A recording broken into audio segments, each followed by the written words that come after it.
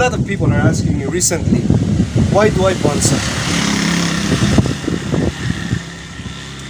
I remember the very first time I had my interest in making bonsai. That was when I was 17 years old. You know, I heard my uncle talking to his friend regarding the ways of making bonsai plant, because my uncle has really that passion in making bonsai. So with that curiosity, upon hearing what my uncle said to his friend, like, in order for you to achieve a good bonsai, or to make a bonsai plant, you gotta wire the major root, you gotta wire the trunk, you gotta wire the branches. And so with that curiosity, I immediately looked around for a plant that I could use for bonsai. And you know, the very first plant that I saw around was a citrus plant.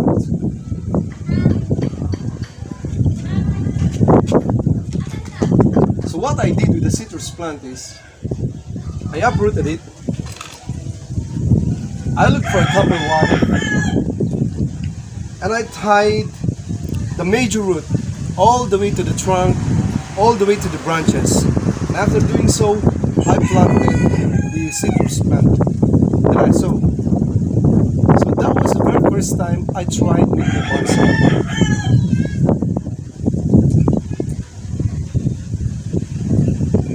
And you know what happened? After 5 days, I saw the plant died.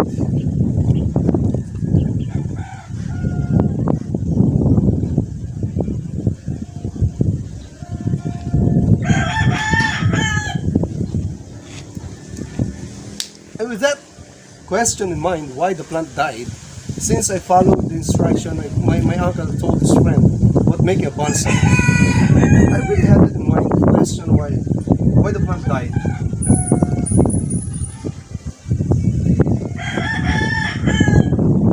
So what I did was search in the book. There was no internet during that time, or if there was an internet during that time, I had a very little chance to look for the net, you know, about the ways in making bonsai.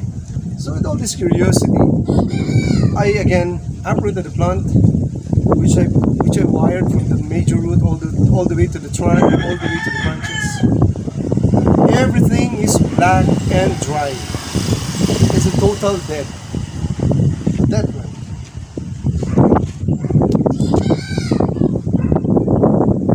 You know, the reason why the plant died is because the method of wiring that I did to that plant, which I really do not know how to wire a bonsai plant, or how to make a bonsai plant literally, and how to wire the plant.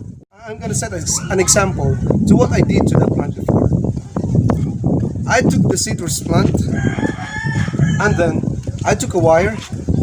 Let's say, for example, this is the major root of the plant, this is the trunk and the branches of that citrus plant. So what I did for the very first time I attempted to make a bonsai was like this.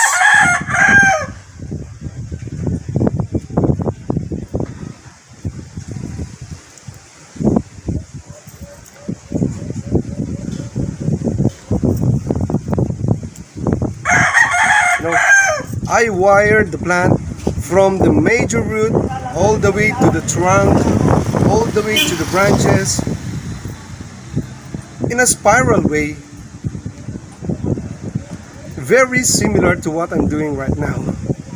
This close to each other, leaving no space for the water, for the air, you know, for everything that will flow from the root all the way to the trunk and to the branches of the plant. That would give life to that citrus plant that I attempted to make a bonsai. So the plant died. So this method of wiring, out of curiosity, you know, killed the citrus plant that I uprooted at the time and made a project. Yeah, made a bonsai. So that's a problem with that. And we all learn from experiences, you know. That was the very first time I tried making bonsai. So with that experience in making bonsai, I tried to ask a lot of people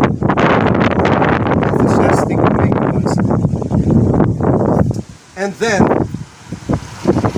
that art of questioning people about the proper ways of wiring, pruning, branch selection even, and the plants that should be selected as subject for bonsai. I learned somehow. I developed that little knowledge that I learned from them, leaving me now a good result of what is really to be done in making bonsai.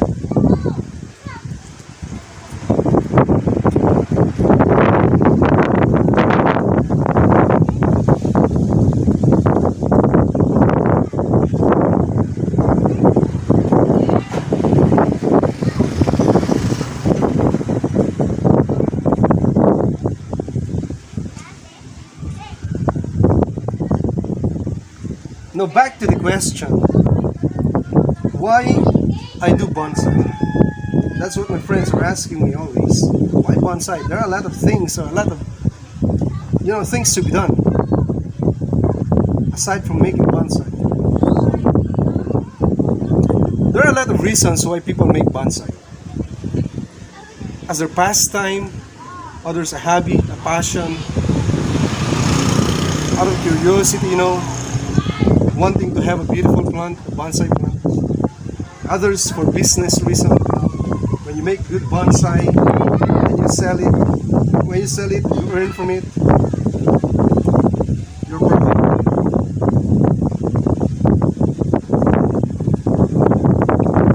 Others are really just having fun making bonsai. But my main reason of making bonsai, is when I saw nowadays that this generation nowadays, most of these children are no longer familiar with the fruits that we know when we were younger. When we were young, there are a lot of fruit-bearing trees around, you can see. But because of the development in our surrounding, a lot of trees were eliminated, cut. Others were neglected. So this generation nowadays do not know what kind of fruit is this, what kind of tree is that, and so on, which is somehow very important as we grow. Let us say, for example, the native guava. This is a native guava. A lot of people and children nowadays know about guava. The guava that they know are the big ones. The guapo, they know. The guava that are sold in the market, the big ones. This is a native guava. Okay? In the old days, this guava grew everywhere. You can find them. But nowadays, very rare are the plants like this in the backyard. Elsewhere you go, you can find this easily. Now, my main reason of making bonsai is simply to preserve fruit-bearing trees that are very unfamiliar with the children nowadays. We have this duhat, this kind of plum. We have this, what do we call that, which is not known to the children nowadays, to the young people. What do you call that? It's same with the duhat. The kalumpit, very similar with the duhat, but the texture is different, and the color is same black, but it's quite grayish, black grayish, and the taste is sour, sweet and sour. And this is an example of my kalumpit.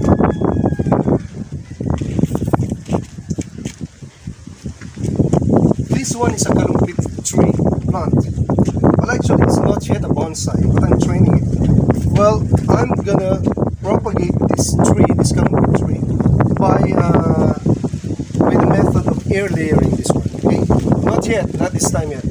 So I'm gonna air layer this one, and this one also. So I'm gonna have 3 branches to be air layered to propagate this kalumpit.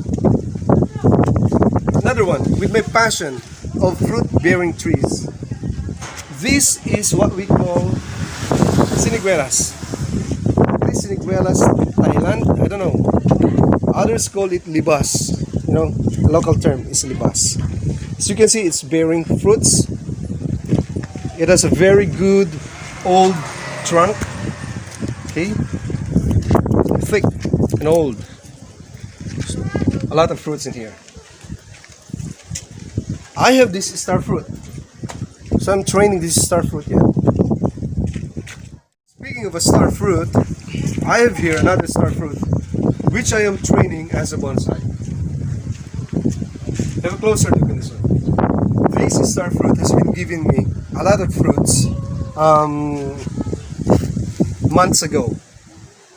I'm training this, that's why it's wired this way. Come take a look at this one. Look at this branch. Underneath the branch is a flower. Look at this one. This is a flower. It's flowering. As I've told you earlier, it's giving me a lot of fruits before. So with my passion of preserving the fruit-bearing trees that are very familiar to us when we were young, that I want these generations to be aware of these trees, or fruit-bearing trees that are very rare nowadays, you know. I want to preserve those trees as long as I can find those trees and propagate them and make them a bonsai.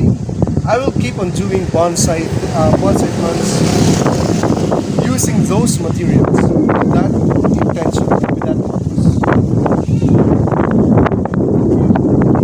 See, I'm almost finished with this one. Like this one, it is a sweet tamarind. So this sweet tamarind was with me for 12 years now. It gives a lot of flowers, it gives a lot of fruits, and by February I'm gonna repot this one, so the roots are gonna grow wild and healthy, gonna produce more branches, more shoots to become branches, and so I'm gonna fertilize this one to foliate, you know, and give more fruits soon. So have I answered the question clearly? The reason why I make bonsai. Again, to preserve the fruit-bearing trees that are not familiar with the children or with the generations nowadays. That's all. Thanks for watching, guys.